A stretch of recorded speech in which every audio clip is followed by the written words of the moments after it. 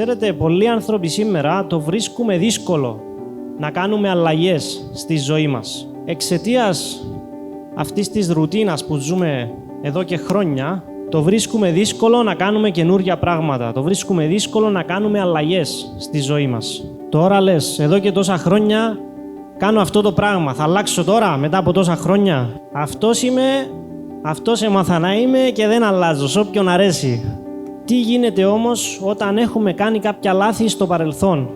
Τι γίνεται όταν έχουμε κάνει κάποια λάθη με τη ζωή μας στο παρελθόν και σήμερα εξαιτίας αυτών υποφέρουμε? Θα συνεχίσουμε να επαναλαμβάνουμε το ίδιο λάθος επειδή το βρίσκουμε δύσκολο να αλλάξουμε? Ξέρετε, πολλοί άνθρωποι σήμερα είναι σε ένα αδιέξοδο με τη ζωή τους εξαιτίας των λαθών που έχουν κάνει στο παρελθόν.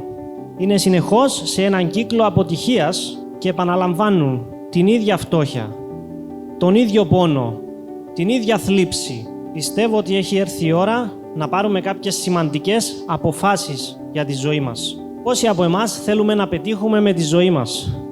Πιστεύω όλοι όσοι είμαστε σήμερα εδώ θέλουμε να πετύχουμε με τη ζωή μας. Δεν νομίζω να υπάρχει κάποιος που θέλει να ζει αποτυχημένος, που θέλει να ζει θλιμμένος, που θέλει να ζει φτωχός, που θέλει να ζει σκλαβωμένος στα προβλήματα.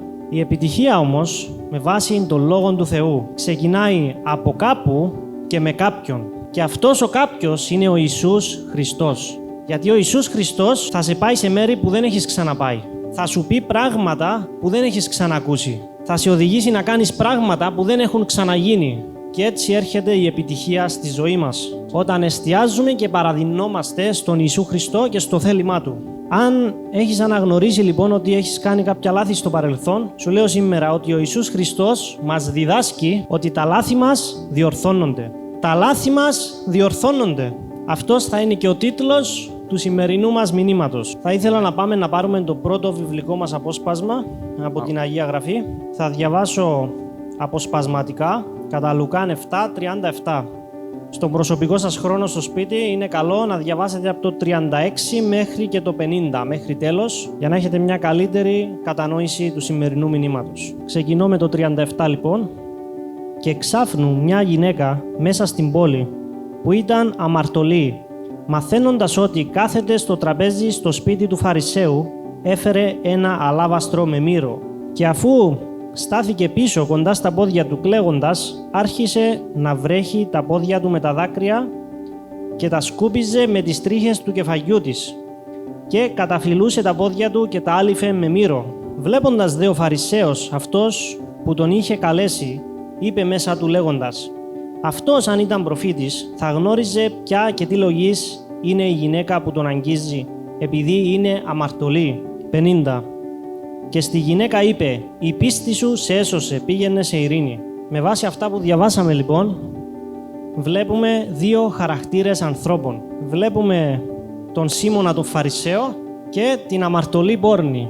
Βλέπουμε ότι ο Σίμωνας ο Φαρισαίος επέλεγε να εστιάζει στο παρελθόν αυτής της γυναίκας. Επέλεγε να εστιάζει σε όλα αυτά που του είχαν πει για αυτή τη γυναίκα. Σε όλα αυτά που είχε ακούσει για αυτή τη γυναίκα. Σε όλα αυτά που είδε αυτή τη γυναίκα να κάνει, επέλεγε να εστιάζει στο παρελθόν αυτής της γυναίκας. Επέλεγε να εστιάζει στα λάθη της δηλαδή, στα λάθη του παρελθόντος. Ο Ιησούς Χριστός όμως στην αντίθετη περίπτωση δεν εστίαζε στο παρελθόν αυτής της γυναίκας, αλλά στο μέλλον της. Δεν εστίαζε στο πόσο αμαρτωλή ήταν αυτή η γυναίκα στο παρελθόν, στο πόσο μεγάλες ή μικρές αμαρτίες είχε κάνει, αλλά στο μέλλον της, στο ποια θα είναι από εδώ και πέρα. Πολλοί από εμάς σήμερα ερχόμαστε στον Ιησού Χριστό και παρόλο που είμαστε χριστιανοί, που πιστεύουμε σε Αυτόν, συνεχίζουμε να εστιάζουμε στο παρελθόν μας. Επιλέγουμε να εστιάζουμε στα λάθη του παρελθόντος, σε όλα αυτά που κάναμε, σε όλα αυτά που είπαμε και ξεκινάμε να μιλάμε αρνητικά για τη ζωή μας, αρνητικά για την κατάσταση μας. Και λέμε, εμένα θα ευλογήσει ο Θεός. Ξέρεις πόσα λάθη έχω κάνει εγώ στο παρελθόν. Εμένα τα λάθη που έχω κάνει είναι πολύ μεγάλα για να συγχωρεθούν. Και έτσι με τα ίδια μας τα λόγια διαγράφουμε αυτή τη χάρη του Θεού από τη ζωή μας. Ο Ιησούς Χριστός όμως ξέρει πόσο αμαρτωλοί και ανάξιοι είμαστε της χάρης Του. Γι' αυτό επέλεξε να διαγράψει το παρελθόν μας έτσι ώστε να καθορίσει το μέλλον μας. Αυτό έκανε ο Ιησούς Χριστός στη ζωή αυτής της γυναίκας. Και αυτή η γυναίκα με τη σειρά της ήταν αποφασισμένη να αφήσει το παρελθόν και να εστιάσει σε ένα νέο μέλλον μαζί με τον Ιησού Χριστό. Γιατί αυτή η γυναίκα ήταν μια γυναίκα με οραματισμό. Είχε οραματισμό στη ζωή της ότι κάποια μέρα θα αφήσει την παλιά ζωή, θα ελευθερωθεί από τα λάθη της και θα ξεκινήσει μια νέα, μια καινούρια ζωή μαζί με τον Ιησού Χριστό. Αν όμως δεν έχεις οραματισμό, συνεχώς κρίνεις. Δεν βλέπεις μέλλον, αλλά μόνο παρελθόν. Πολλοί από εμάς σήμερα κρίνουμε. Ζούμε μια ζωή κατάκρισης. Κρίνουμε τους ίδιους μας τους εαυτούς και δεν μπορούμε να τους συγχωρέσουμε. Ούτε τον ίδιο μας τον εαυτό δεν μπορούμε να συγχωρέσουμε πολλοί από εμάς. Και εξαιτίας αυτού, αυτό που κάνεις το μεταδίδεις και προς τα έξω. Άμα δεν μπορείς να συγχωρέσεις τον ίδιο τον εαυτό, τότε ούτε τους γύρω σου μπορείς να συγχωρέσεις. Αν είσαι σήμερα εδώ και είσαι έτοιμος να διορθώσεις τα λάθη του παρελθόντος, σου λέω ότι ο Ιησούς Χριστός είναι εδώ και είναι έτοιμος να σε συγχωρέσει. Καταλαβαίνουμε λοιπόν ότι τα λάθη του παρελθόντος είναι εκεί για να μας βοηθήσουν να αλλάξουμε με τη ζωή μας, να πετύχουμε στη ζωή μας, αν και μόνο αν έχουμε οραματισμό. Αν όμως δεν έχεις οραματισμό, τα λάθη σου μπορούν να σε καταστρέψουν. Γιατί θα λες, τι είναι αυτό το λάθος που έκανα, γιατί το έκανα αυτό, τι είναι αυτό που με βρήκε, πάει, τελείωσε, με αυτό που έκανα είμαι τελειωμένος. Δεν μπορείς να περπατάς και να βλέπεις προς δύο κατευθύνσεις. Εκεί που εστιάζεις, εκεί θα πας. Αν εστιάζεις στον Θεό, θα πετύχεις το σχέδιο του Θεού για τη ζωή σου.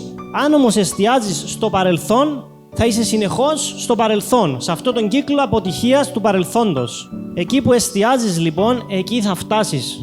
Δεν μπορείς να περπατάς προς τα μπρος και να εστιάζεις προς τα πίσω. Αυτό θα είναι καταστροφικό. Τι καταλαβαίνουμε λοιπόν με βάση το σημερινό μήνυμα? Καταλαβαίνουμε ότι δεν υπάρχει λάθος που ο Ιησούς Χριστός να μην μπορεί να συγχωρέσει αν και μόνο αν έχουμε οραματισμό στη ζωή μας. Γιατί αν δεν έχουμε οραματισμό, θα επαναλαμβάνουμε συνεχώς τα ίδια λάθη. Δεν θα έχει νόημα η ζωή μας. Δεν θα έχει σκοπό. Αλλά αν είσαι ένας άνθρωπος με οραματισμό, δεν θα επαναλαμβάνεις το ίδιο λάθος 2 φορές. Γιατί βλέπεις προς τα εκεί που πηγαίνεις και όχι προς τα πίσω για αυτό που έκανες. Και όταν λέμε αυτός είναι ένας άνθρωπος με οραματισμό, είναι σαν να λέμε αυτός είναι ένας άνθρωπος πίστης. Η πίστη βλέπει προς τα πράγματα που δεν βλέπονται. Πιστεύεις κάτι που δεν το βλέπεις. Αυτό είναι η πίστη. Πιστεύεις κάτι που δεν φαίνεται, αλλά το πιστεύεις. Ήρθε ο Θεός λοιπόν να ευλογήσει τον Λόγο Του και να μας βοηθήσει να αναγνωρίσουμε τα λάθη μας και να αναγνωρίσουμε ότι τα λάθη μας διορθώνονται αν και μόνο αν έχουμε οραματισμό στη ζωή μας.